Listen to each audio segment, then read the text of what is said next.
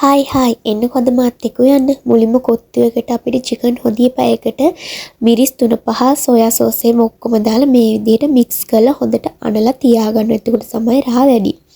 ඊට පස්සේ ටෙම්පරාදු කරන්න අමු මිරිස් ලුණු තක්කාලි සුදු ලුණු කරපිංච ඔය සේරම ඔන්න ඔය විදිහට මම කපලා තියාගෙන හිටියා. තෙල් දාන්න.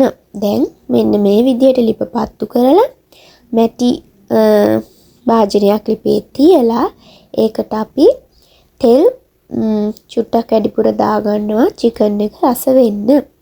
තෙල් දාලා ඒකට ඔයාලට ඇති පදමට තෙල් දාගන්න. සමහර කට්ටිය තෙල් අඩු වැඩි වෙනවනේ.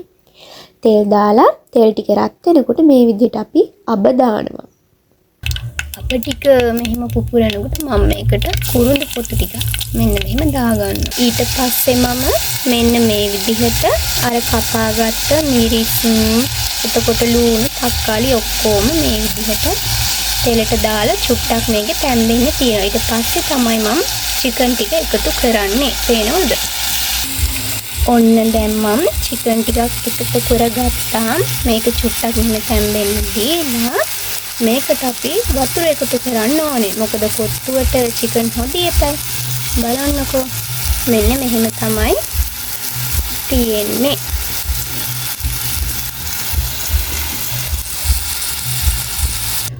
ඔන්න ඊට පස්සේ මම වතුරත් එකතු කරගත්තා. ඊට පස්සේ මේක දැන් හොඳට තැම්බෙන්න දෙන්න ඕනේ. චිකන් එක හොඳට හරියන්න ඕනේ. දැන් මේ කොත්තුවට මේ චිකන් හොදිය ඕනේ හින්දා මේක හොඳට තැම්බෙන්න දෙන්න ඕනේ. මේක තැම්බුණාට පස්සේ අපි බලමු. තව දෙයක්. ඔයාලට මේකට වතුර දැම්මට පස්සේ ලුණු බලලා අවශ්‍ය ප්‍රමාණයට දාගන්න. අමතක කරන්නත් එපා. ඔන්න බලන්නකෝ. වාට අන්න දැන් පේනවද? මෙන්න අපේ චිකන් එක දැන් නම් රෙඩි. චිකන් එක බහ ගන්න ඕනේ. මෙන්න මේ විදිහට හොඳට තැම්බිලා මෙන්න මේ විදිහට වතුර හොඳට උඩට නටනකොට තමයි මේක බහ ගන්න ඕනි. ඊට පස්සේ මේක කෑලි ටික අපි බැද ගන්න ඕනේ. දැන් නම් චිකන් එක තැම්බෙලා. දැන් අපි ඊටු ටික බලමු කොහොමද වෙන්නේ කියලා. මෙන්න අපේ චිකන් එක රස පාටට තියෙනවා හැබැයි නේද?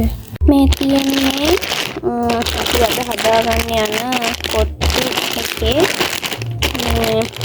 පරාට ටික.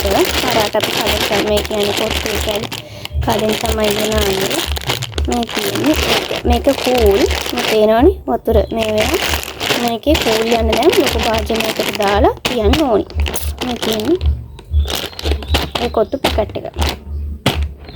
ඊට පස්සේ මේ තියෙන්නේ මේ මම කූල් යන්න මේ කර පරාට ටික. මේ ටික දැන් මේ පොඩ්ඩක් මේ රත් කරගන්න ඕනේ. මෙන්න මේ විදිහට ලොකු තාච්චියක් ලිපේ තියලා ඒකට දාලා පොඩ්ඩක් රත් කරගන්න තමයි යන්නේ. මේකට තෙල් දාලා සුදු ලුණු එහෙම ටෙම්පරාදු කරගන්න ඕනි. මම සුදු ලුණු ටික දැම්මා. තේනවනේ?